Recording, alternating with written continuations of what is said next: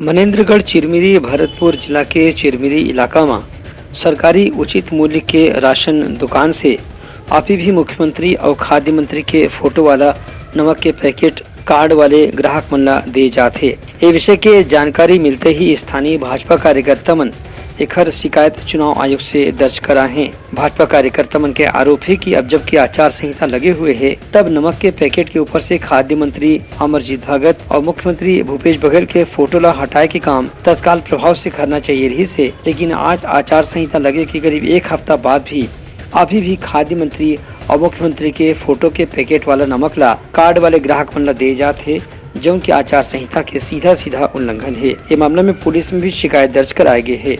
चुनाव आयोग डहर ले भाजपा कार्यकर्ता मन ला आश्वासन दे गए है कि जांच के बाद उचित कार्रवाई करे जाही। ब्यूरो रिपोर्ट उत्लंघन न्यूज।